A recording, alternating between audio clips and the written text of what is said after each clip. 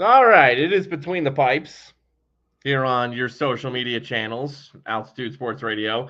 Alex Reinemi will be along shortly from his car in the Ball Arena parking lot. We tried an Ethernet cable up in the radio booth. I was optimistic that that would work, that a hard-lined internet connection would get Raj on this show from his radio position as he was on pre-intermission and post-game duty tonight. But that internet at Ball Arena is quite the fickle mistress, is she not? So he'll be along shortly from his car. He drives a great car. I think it's an Audi. I'm gonna ask Raj. I think it's an Audi. He drives a great car. So we'll get him on from his car in the Ball Arena parking lot. Personally, I love it. I think it's hilarious. Okay, so here we go. I will take you the first some odd minutes solo, and then Raj will join me. Avs win 3-2 in a shootout. Also, full disclosure, I'm exhausted mentally today after the firing of Michael Malone. Calvin Booth, sure, but mostly Michael Malone. I'm exhausted, and it did take some of my attention away from this hockey game tonight. I was just distracted thinking about. I can't stop thinking about it all. But we'll stick with the Avs here tonight. Yeah, I'm so distracted. My voice is cracking. Oh my god, I'm a nervous wreck. I'm a mess.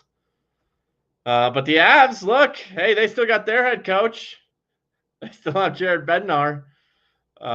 Did anyone want Jared Bednar fired after the early stages of the second period where the Avs were down 2-0, and the Avs did not have a lot of life to them? I'll tell you, if you thought that, if that thought crossed your mind, you're insane and you need to seek professional help, because Jared Bednar is an excellent professional hockey coach. As I do also believe Michael Malone is an excellent NBA coach, but here we are. We live in a weird world. Avs got their shit together. They come back. They win in the shootout. Really, they just needed the 1 point tonight. They just needed the 1 point because that secured the 3 seed for Colorado. I guess the dream, getting that extra point, the dream of getting the 2 seed is still alive, as the Dallas Stars. Now, it's a long shot. It's a long shot dream, but the Stars have now lost 3 in a row. They had a 5-2 lead at home over the Vancouver Canucks, who I just watched Vancouver on ESPN on Sunday night beat, let me rephrase. The Canucks lost at home to the Vegas Golden Knights. The same Knights we saw here tonight. Looked like a death sentence for the Vancouver Canucks. But their dream remains alive, but they're back against the wall. They scored 3 goals in 54 seconds to force overtime in Dallas. So what would have to happen is the Stars would have to lose out, and the Avs would have to win out in order for the Avs to get the 2 seed. Let's see. Dallas hosts Winnipeg, hosts Utah, is at Detroit, and is at Nashville. I'm going to say that's unlikely. And then the Avs would have to play their guys in Southern California if it even got that far. And the Avs would finish the regular season with the same number of points as the Dallas Stars. Both teams would finish the season with 106 points. Avs have 3 games left. They'd have to win all of them in regulation, by the way, because actually, maybe not. What's the tiebreaker after regulation wins? I'm going to need to look that up. But let's say this. The Stars have 41 regulation wins. The Avs have 39. So if the Avs won all 3 of their remaining games in regulation and the Stars lost out, they would actually get the 2 seed. So how's that float your boat, huh? You want to see everyone play in Southern California and risk injuries? Let's see. It would be row. It would be regulation and overtime wins. And, Dallas has that. The Avs can't catch that. The Stars have 48 regulation and overtime wins. The Avs have 44. And the Avs only have 3 games left. So that's impossible. The Avs would have to win all 3 of their remaining games in regulation. And Dallas would have to lose out. But hey, anything's possible. Look, let's put that aside. They have fended off the St. Louis Blues, have the Colorado Avalanche. They got that accomplished after regulation because of the regulation win tiebreaker, which I find that to be a little bit of an odd tiebreaker, actually, because shout out to the Blues. I'll give them credit. They won the season series against Colorado. They won 3 out of 4 against the Avs, yet the Avs have 8 more regulation wins than the Blues, so it's not even close. The Avs would have the tiebreaker either way over St. Louis. As Raj was laying out that the dream for the 2 seed is still alive as he joins. What are you driving, Audi, Raj? I'm in an Audi, yes. One that I purchased off my parents a handful of years ago, and I am driving that thing until it disintegrates. Well, Raj is joining us live from his Audi. Hey, that was a good finish to that game, huh? Good back half of that game. Yeah, the second period was dominant with 19 shots. The third period was pretty good too. It felt like the Avs were sleepy early, and then Vegas was sleepy in the middle. Both teams kind of found their footing in the third period. The overtime was back and forth. You obviously have to kill off a 4-on-3. Charlie Coyle continues to impress in a 3-man kill situation. Yeah, the 2-seed dream it's still there. You can do it. I don't think it's going to happen. I think what is going to happen is what we've said for many, many weeks now, is that the Avs will travel to Dallas to take on the Stars in round 1, who I'm sure if you were laying that out, they choked away a 3-goal lead with under a minute to go in regulation at home against the Vancouver Canucks tonight. And it was stunning. Not quite as stunning as Calvin Booth and Michael Malone being fired by the Nuggets tonight, or rather this morning, but it was stunning in a hockey sense.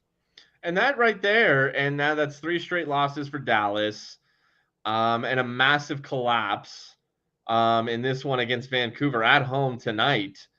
And it's just more ammunition as to why the Stars do not scare me in round 1. They feasted off of an easy schedule in that win streak that they had leading into their 3 straight losses. They lose at home to the Penguins. It's a bad loss. You lose in Minnesota. Minnesota hasn't been great of late. You lose at home to Vancouver, who has been struggling. And I just saw Vegas beat them in Vancouver. It's Mikko Rantanen continues to underwhelm. I think it's difficult to acquire a superstar mid-season. I still believe this, like in the NBA with Luka Doncic and the Lakers. It's tough. It's tough to win in your first half of a season with new pieces. I rarely see that. So yeah, I'm not scared of Dallas at all. And as far as this game tonight goes, look, the Vegas team that beat Vancouver the other night, Pietrangelo and Eichel playing that game, they were both out tonight. Pietrangelo is a scratch due to illness. Eichel's out due to an upper body injury. This all seems precautionary, probably similar to Ross Colton not playing tonight. Perhaps still the case with Marty Necas and Jonathan Drouin. Just why rush it? Let them get 100% right for the playoffs. But, in terms of tonight's game, hey, look, the Avs were clearly the better team in the back half of that game. Shout out to them for upping the intensity and for wanting that thing on your home ice. But those are Vegas' 2 best players, arguably, Eichel and Pietrangelo, who don't play tonight. Don't mention Tomas Hertl, who doesn't play in tonight's game either. You're also facing off against Akira Schmid in net, who is going into this game had only played 3 hockey games this year. So you didn't see the actual Avalanche, and you didn't see the actual Vegas Golden Knights. So I don't think it's a wise thing to try and take tonight's victory and say, hey, if these 2 teams meet in the Western Conference Final, the Avs have Vegas figured out. it will be a drastically different hockey game when everyone's back. Ross Colton, Jonathan Drouin, Marty Necas, Sam Girard, Josh Manson, Gabriel Landeskog, as well in that situation. Vegas is a damn good hockey team. They're part of those 5 teams that I think can win the cup in the West. I think another team that, while St. Louis's streak is impressive, I think that just like Dallas, if you look a little bit harder at who St. Louis has been playing over those 12 games, it's also a pretty easy stretch. The only 3 teams that they beat who are currently in a playoff position over the course of those games, I believe it's Colorado, Montreal, and was Dallas one of those teams possibly that you could throw in there? Everyone else was out of the playoff race. So good for St. Louis to be in there. Good for Dallas to continue hunting Winnipeg. But I think those mega hot conversations for both of those teams are far away from like what a team like Montreal has been doing over the course of their last 6. Sure. No, yeah, I got St. Louis's schedule up. And, for me, it's, the 2 wins over the Avs. And, good I'm wins. biased. Those are good wins. Those are good wins because the Avs are awesome. And Dallas was not in there. I would say that the at home against Vancouver in overtime, they crushed Montreal pretty good. And Montreal, I think, is underrated.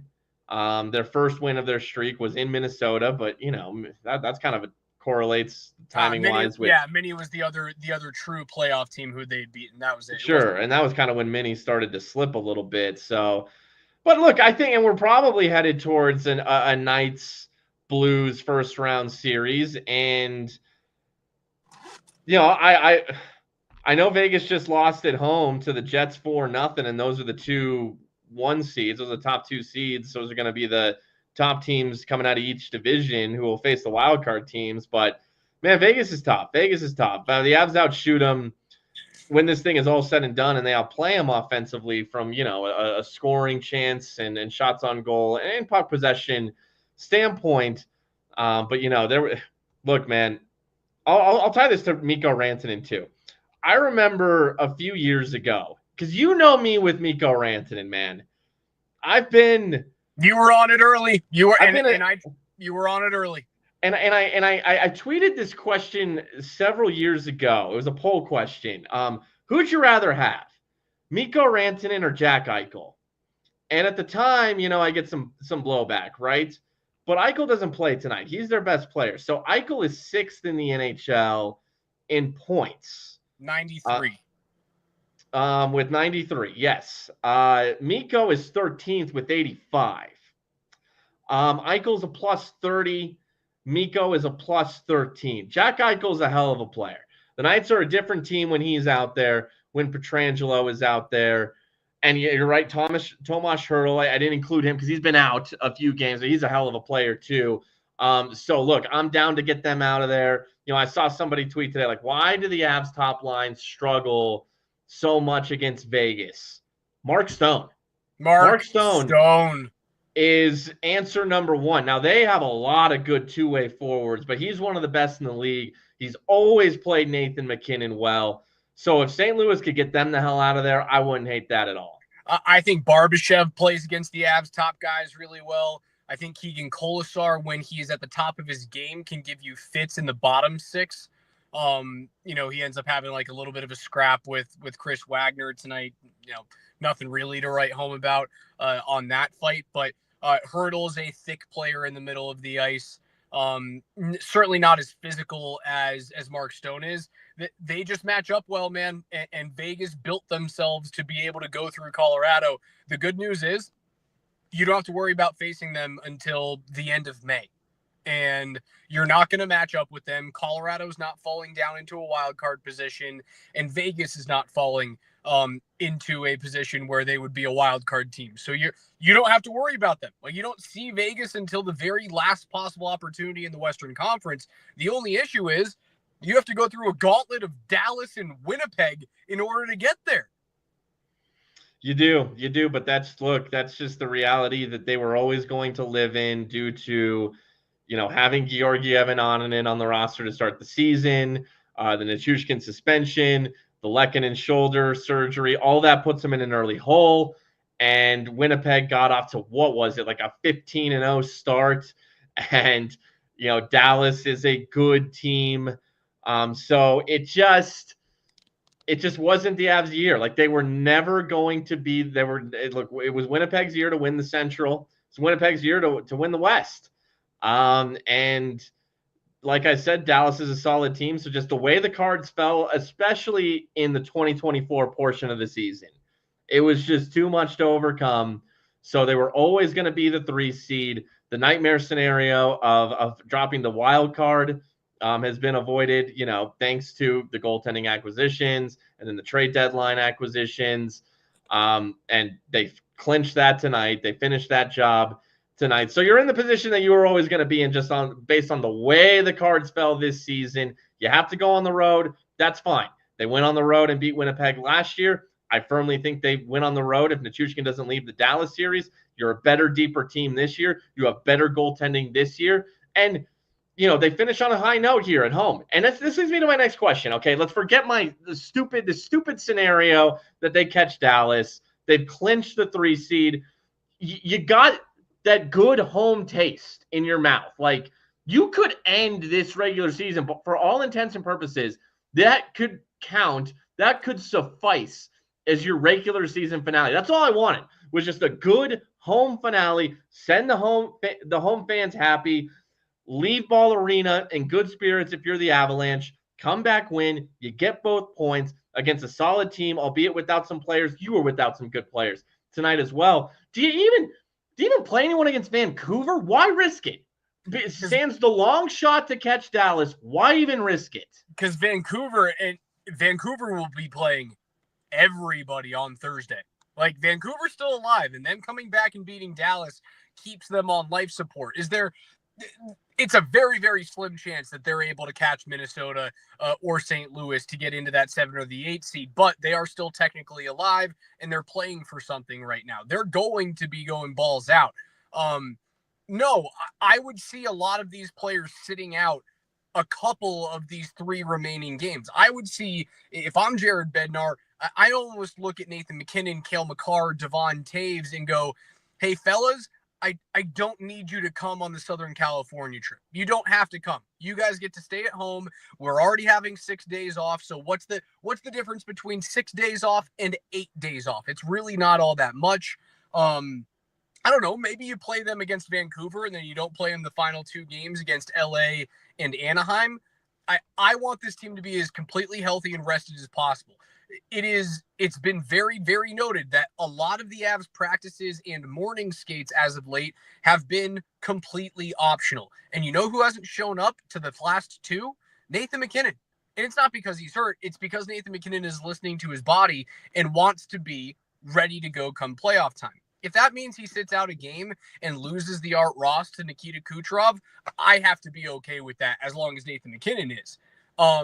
Yeah, I sit, guys, dude. It is all about the postseason.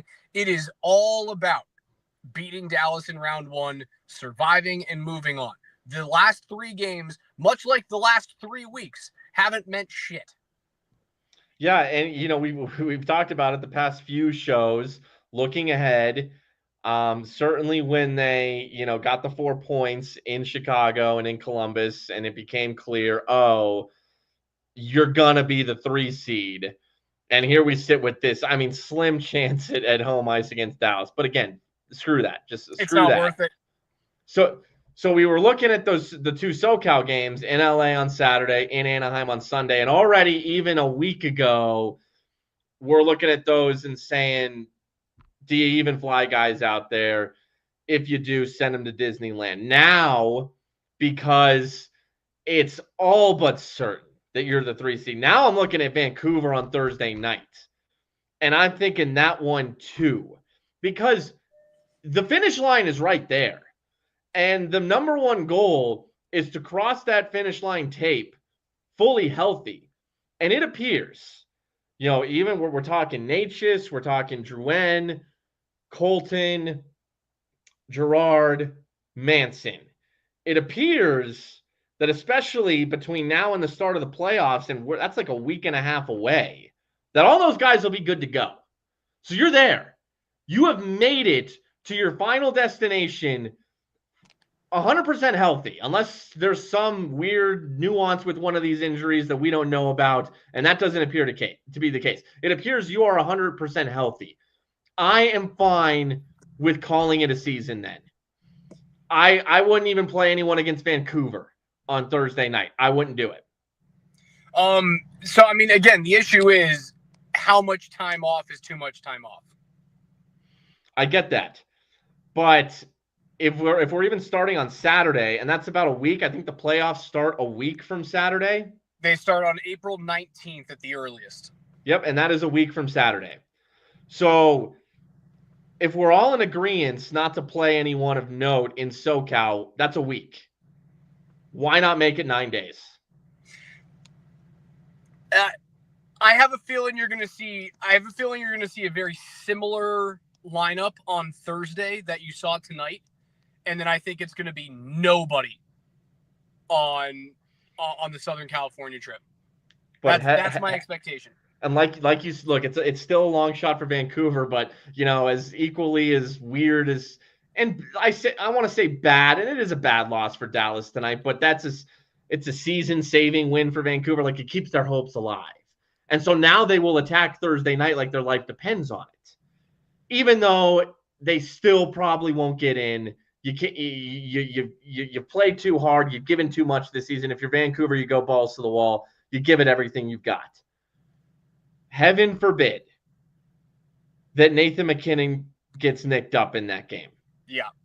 I just think you punt on that and you don't play anybody on Thursday night. So are you telling Nathan MacKinnon, kiss the MVP goodbye?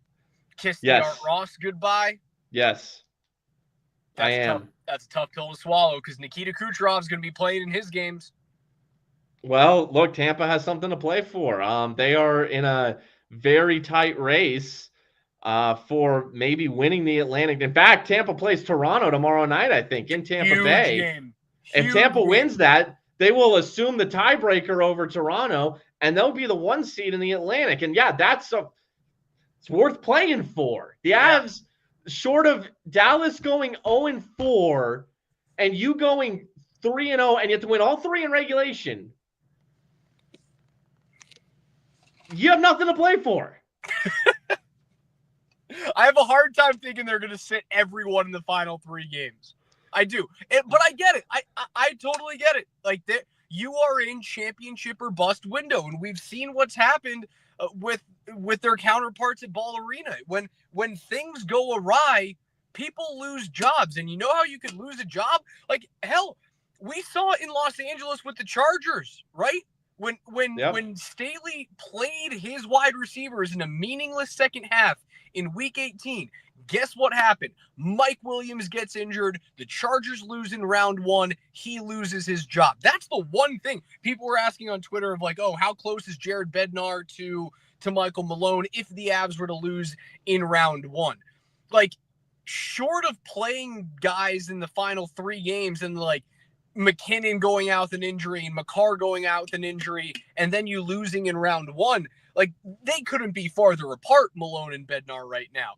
But that is something that could get them close together if they make that decision and it goes against them.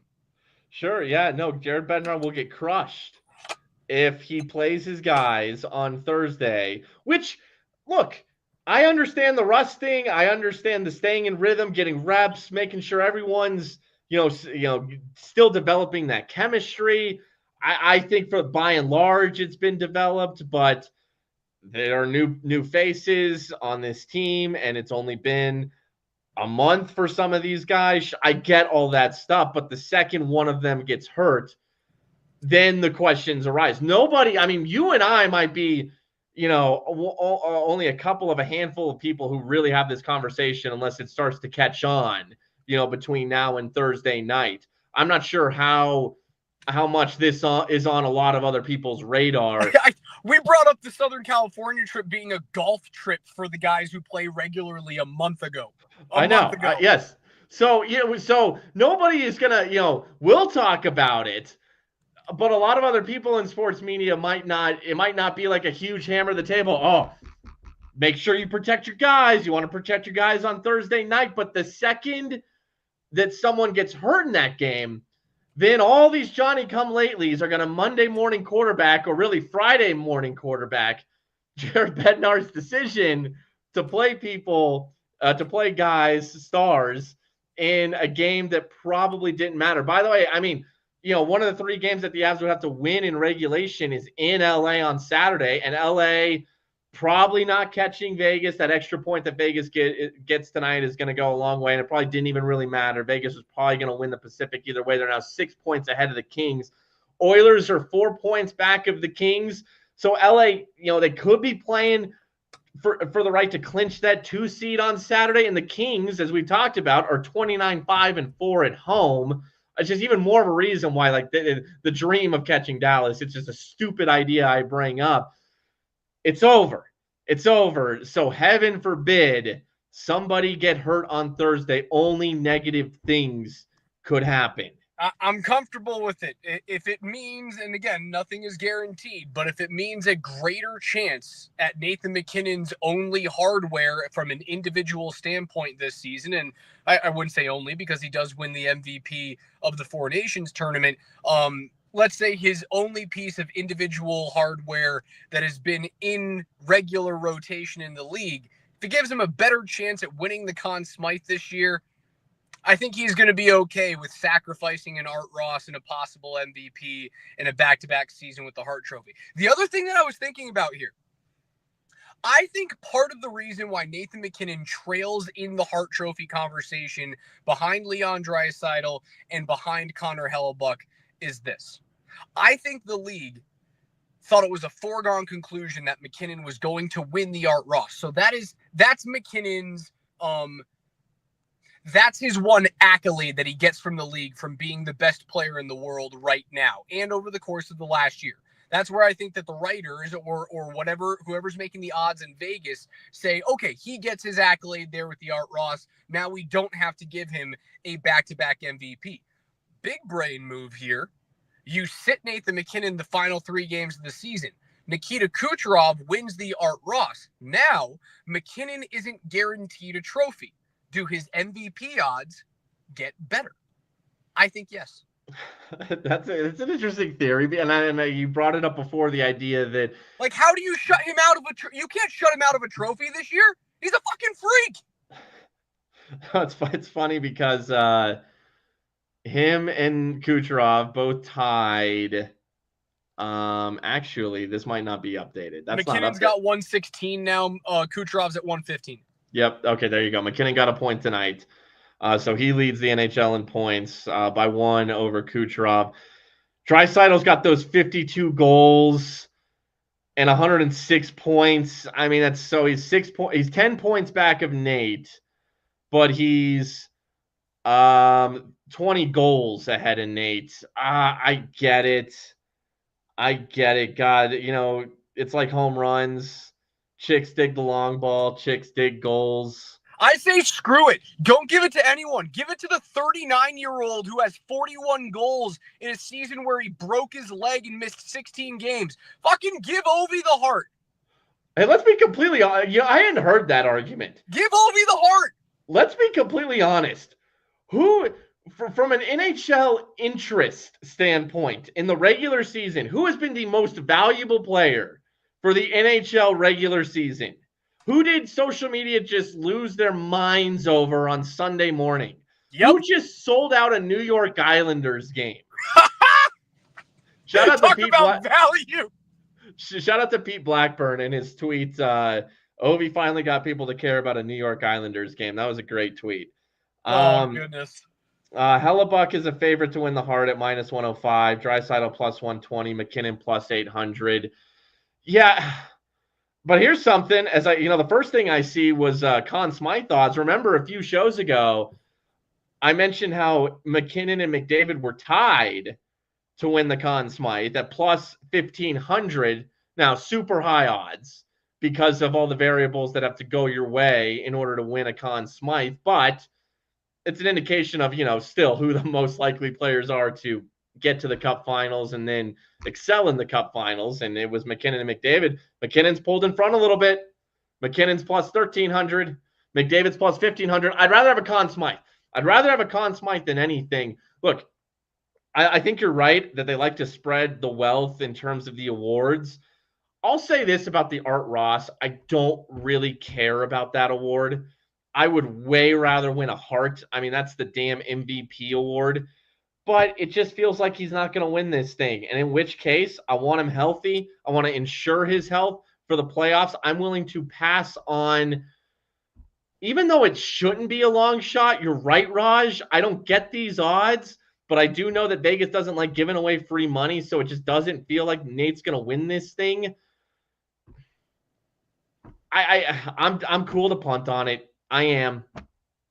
I'm there with you. If it means he sits for the final 3 games, I'm fine by it. If it means that the only thing that we look forward to over the final 3 games of the season is an American Hockey League weekend against the Henderson Silver Knights out there in Broomfield with the Colorado Eagles, I'm okay with it, man.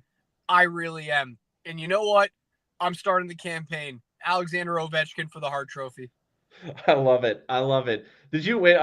Did you because Landeskog? You think Landeskog is playing with the Eagles? So he's been okayed for a 3-game conditioning loan with the Eagles. They have not made the decision whether or not he's actually going to play with them, but ticket prices have skyrocketed for the Eagles games on Friday and Saturday this weekend. There is a good chance he could play. The organization has not said he's going to do so one way or the other, but they do have the okay from the league that his contract can be selected for loan for a conditioning stint with the Eagles if they want to get him some game time. Bednar has said, I would like to see that happen. It remains to be seen whether or not they're going to do it. But honestly, dude, there's a better chance Gabriel Landeskog plays in a hockey game this weekend than Nathan McKinnon does. Well put. Well put. And I tell you what, man, first of all, I want to see it. Second of all, it should happen. It's great for his story. So right now in pro wrestling, John Cena, even though he just turned heel, this is his retirement tour. And there was rumors, and it still might happen, that John Cena could go to TNA and just make a one-off appearance there. Why not? Why not? Just have some fun. On this comeback tour for Gabe Landeskog, give him a stint with the Eagles. It'd be great for the documentary. It's great fodder. It's a unique thing that you wouldn't have ever quite expected to see. It could sell out that arena in Loveland. It would just be such a cool story. And also just from an on-ice perspective, he should get some conditioning in. He should get some game reps in. And, okay, let's take the Avs off of altitude this weekend, and let's put the Eagles on. Yes! That's what I want to watch. Rights are, but we know people who can do that. I think this is a great idea. Let's send an all-staff email. I mean, that's the entertainment. Especially if Landeskog is playing in those games, all the more reason. Give me the stream. I'll subscribe to the AHL streaming outlet, whatever the hell that is. Because if this happens, it's going to happen on Friday night and on Saturday. I'm going to be in Las Vegas with the morning sprint. We're doing shows live at the Circa for the Masters on Thursday and Friday. So Mike and I do our show here in Colorado tomorrow. Then we fly out Wednesday night. I'm going to be there until Saturday, evening. I'm going to miss both of these games. And if this happens, I'm going to be devastated that I don't get to see Gabe Landeskog come back as an Eagle for 2 days. I'll be devastated. Well, those videos and highlight clips are going to fill your social media timeline. And I'm sure we could find a stream to watch these games. And one more thing. I just have one more thing to say. All right.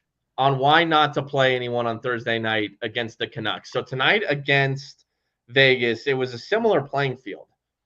Both teams were being overly precautious with players, resting them out. Both teams I thought both teams played well tonight. The Avs certainly more so in the second half of that game. They're on their home ice. They had their true stars playing. McKinnon, Nichushkin, Makar, Eichel, Pietrangelo are kind of that equivalent. and Hurdle. Like, Shea Theodore played. He had a nice play in overtime. But it was different. It was different. Okay. But both teams, like, there was not a true full speed. We need this sense of urgency. Vancouver's going to have that, and it will not be able to be replicated or manufactured or faked by Colorado, even if they play their guys on Thursday night. And when you're not going full speed, when you are not playing in a game that truly matters, this is true in hockey, this is true in football, this is true in those high-level, fast-paced, high-speed contact sports. If you're holding anything back, it ups your chance for injury. Sit them. Stay healthy. Sit them for the cup. I'm in, Spring. And it's Landeskog weekend. That's what this weekend is about, is Gabe Landeskog weekend. You've won me over. All right, brother. I got a 45-minute drive home, and then I got to get my butt up in the morning because Moshe Lombardi and Kane are doing a remote show out at Clubhouse Working Golf that I have to be up at 6:30 in the morning for. So quick turnaround on old birthday night. Hey, the good news is you're already in your car, so you're halfway there. Halfway there. It's on. The push to start has gotten there. All right, Spring. I appreciate you, my friend. Thanks for getting us started this evening. I eventually will have the internet figured out here so that I can do this, live from the booth rather than screaming at my steering wheel as people get into their cars after working an Avs game. But I will sign us off for Spring. I'm Raj. Thanks for listening to Between the Pipes on Altitude Sports Radio and our Altitude Sports Radio socials on YouTube, on Twitch, and on X as well. We'll talk to you guys on Thursday night after the Avs and whoever the hell they decide to play against the Vancouver Canucks. Sit them all. Who cares?